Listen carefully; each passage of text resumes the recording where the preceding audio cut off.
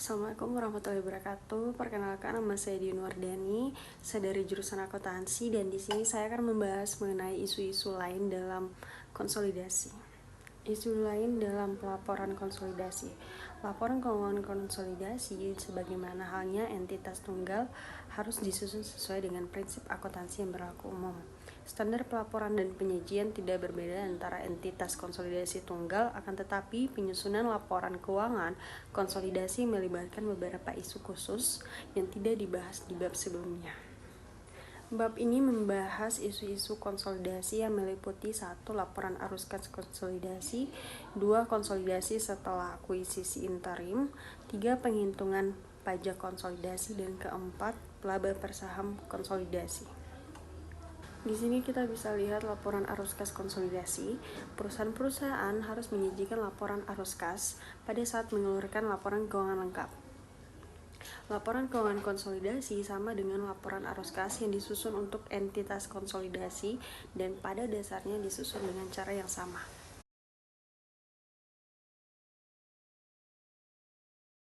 Statement of cash flows.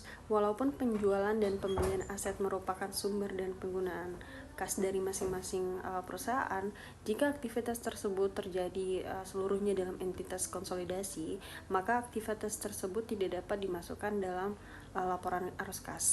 Sebagaimana dalam laporan keuangan konsolidasi yang lain, transfer antara afiliasi harus dieliminasi dan penyusunan laporan kas konsolidasi.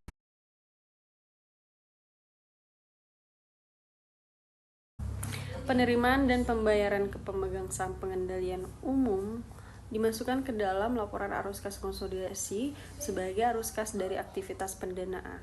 Penjualan saham tambahkan ke atau pembelian kembali saham dari pemegang saham non pengendali dianggap sebagai transaksi dengan non afiliasi dan dilaporkan sebagai sumber atau penggunaan kas. Selanjutnya di sini konsolidasi setelah akuisisi interim. Pada saat satu perusahaan membeli saham jasa perusahaan lain, anak perusahaan dianggap merupakan bagian dari entitas konsolidasi sejak saham tersebut diakuisisi. Pada saat anak perusahaan dibeli selama periode fiskal, bukan pada awal atau akhir periode, hasil operasi anak perusahaan yang dimasukkan ke dalam laporan keuangan konsolidasi ini hanya bagian dari tahun ketika saham anak perusahaan dimiliki oleh induk perusahaan.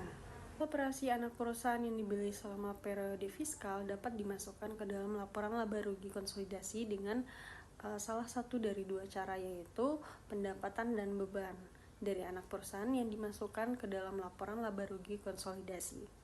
Seakan-akan anak perusahaan sudah diakuisisi sejak awal periode fiskal dan mengurangi bagian induk perusahaan atas laba sebelum akuisisi anak perusahaan di bagian paling bawah dari laporan laba rugi konsolidasi. Dan yang ketiga di sini ada penghitungan pajak konsolidasi. Keuntungan utama mengajukan pengembalian konsolidasi adalah kemampuan untuk mengimbangi kerugian satu perusahaan dengan keuntungan perusahaan lain.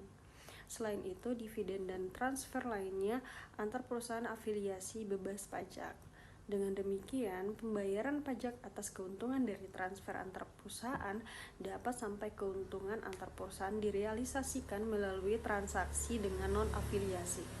Meskipun tidak ada pernyataan resmi yang menentukan beban pajak penghasilan konsolidasi kepada masing-masing perusahaan dimasukkan kepada laporan pajak konsolidasi, pendekatan yang masuk akal adalah dengan mengalokasikan beban pajak penghasilan konsolidasi di antara perusahaan-perusahaan terkait yang berdasarkan kontribusi relatifnya terhadap laba sebelum pajak.